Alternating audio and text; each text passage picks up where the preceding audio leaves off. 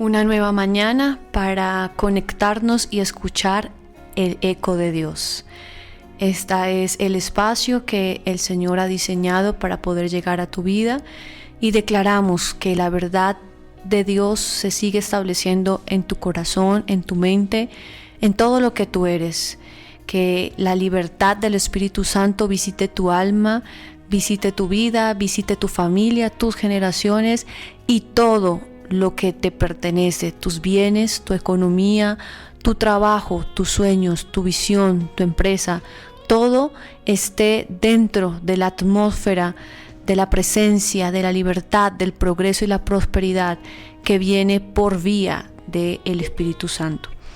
Hoy queremos hablarles acerca de las manifestaciones de la amargura, cómo la amargura se manifiesta en nuestra vida, pero antes de ello es importante resaltar que la amargura es una señal de juicio de los últimos tiempos. Yo quiero que por un momento comprendamos y conectemos la amargura a lo que será los últimos tiempos, en lo que podemos ver y entender a través del libro de Apocalipsis.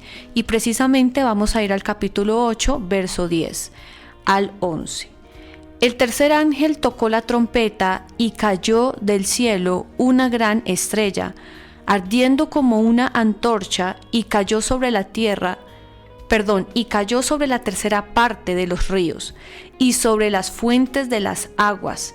Y el nombre de la estrella es ajenjo, y la tercera parte de las aguas se convirtió en ajenjo, y muchos hombres murieron a causa de esas aguas, porque se hicieron amargas. Notemos que aquí hay una comparación, o pudiésemos hacer una comparación con lo que vivió el pueblo de Israel años atrás, donde dice que ellos iban pasando el desierto y se encontraron con unas aguas que la Biblia llamó Mara porque eran amargas, pero esas aguas se convirtieron en aguas que pudieron ellos beber, ¿verdad? Es decir, pudo allí el Señor extender su mano y cambiar el estado de esas aguas.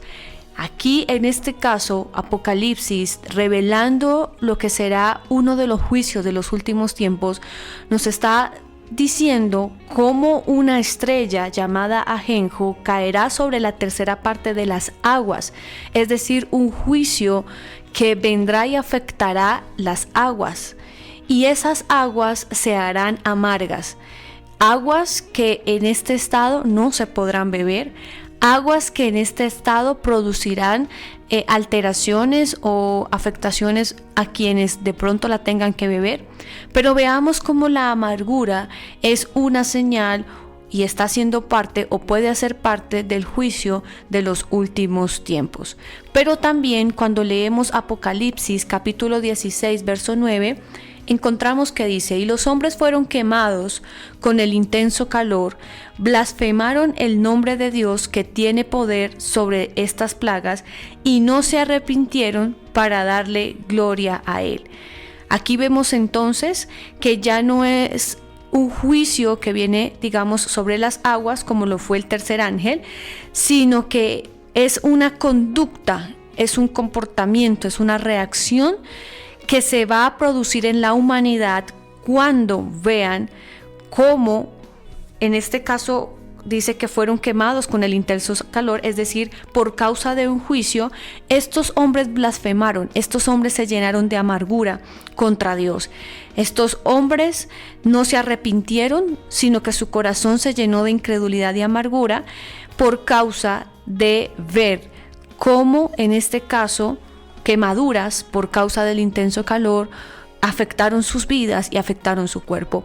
Yo creo que en este caso no pudiéramos ir muy lejos para dar ejemplos de lo que es entrar en estos estados de amargura, porque el pueblo de Dios, los hijos de Dios, quienes se congregan, los creyentes, quienes afirman su fe y su verdad en la palabra, en muchas ocasiones, al no ver respuesta de Dios, al no ver que Dios responde como en sus expectativas está, al ver que tal vez el tiempo pasa y no hay los resultados que se quisieran esperar, al ver que en lugar de tal vez Dios intervenir, pareciese que Dios guarda silencio, muchos entran en estado de amargura.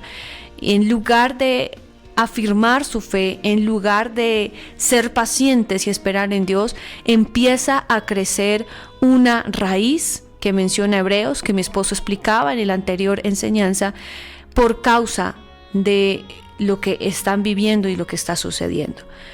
Teniendo claro entonces esta primera parte, quiero que veamos ahora cómo en estas mismas manifestaciones podemos ver la amargura en nuestro entorno. Es decir, cómo saber si mi entorno está contaminado por la amargura.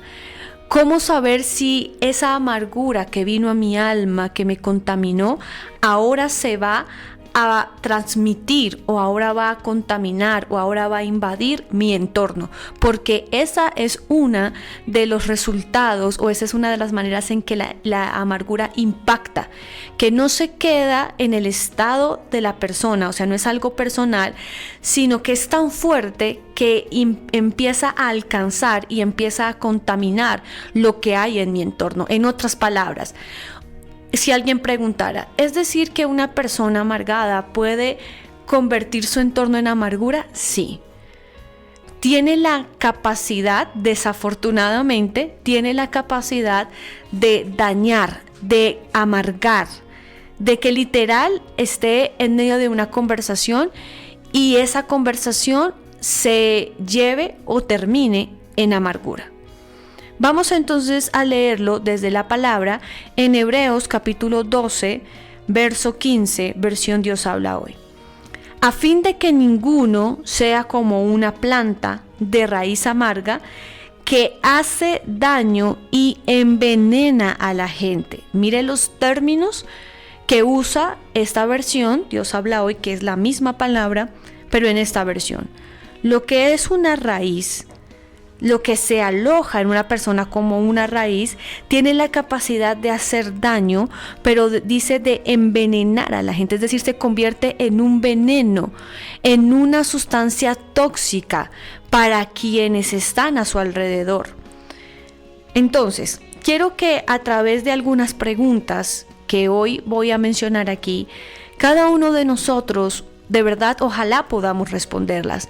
Gracias a Dios que no estamos aquí al aire, es decir, como que alguien pueda responder directamente, pero quiero que el día de hoy usted y yo entremos a una capacidad reflexiva, de autorreflexión, de autoobservación, donde a través de cada una de estas preguntas, si las puedes escribir allí en tu celular, en un bloc de notas, las puedas responder o las puedas empezar a evaluar. Que los próximos días empieces a evaluar tu entorno a partir de estas preguntas. Ahora bien, si no eres tú, es decir, si tú dices, bueno, de los 3 estados que vimos en la segunda enseñanza, yo no soy una persona amargada, pero de pronto estás rodeado de personas amargadas, entonces es importante también que de igual forma respondas a estas preguntas, porque puede que no seas tú quien está contaminando el entorno, pero puede que tú seas víctima, es decir, de que por causa de estar en el entorno de una persona amargada, tú puedes terminar tan contaminado que el día de mañana te conviertas en una persona amargada. Qué fuerte esto, es decir, tú no puedes ser una persona amargada, pero si estás dentro del ambiente que se contaminó, por causa de que tú te contaminaste dentro de ese ambiente, te puedes convertir en una. Por eso es súper indispensable evaluar nuestro entorno. Entonces, la primera pregunta está direccionada hacia tu casa. Cuando estás en tu casa, en tu hogar, tus hijos, tu matrimonio, tus hermanos, lo que involucra el núcleo familiar allí, ¿cómo es el comportamiento y la actitud de los tuyos frente a ti? Cuando tú llegas, ¿cómo reaccionan ellos? ¿Cuál es la actitud que ellos toman? Dicen de pronto, ay no, qué pereza, ya llegó fulanita. O de pronto la reacción, porque no pueden decir palabras, pero la reacción que toman es que se distancian o salen de la mesa o se encierran en el cuarto o de pronto se van, estaban en una reunión familiar y la persona se fue, o inmediatamente el ambiente empieza a tornarse de una manera distinta. Pregunta número 2. ¿Cómo está tu matrimonio en relación a la paz y felicidad?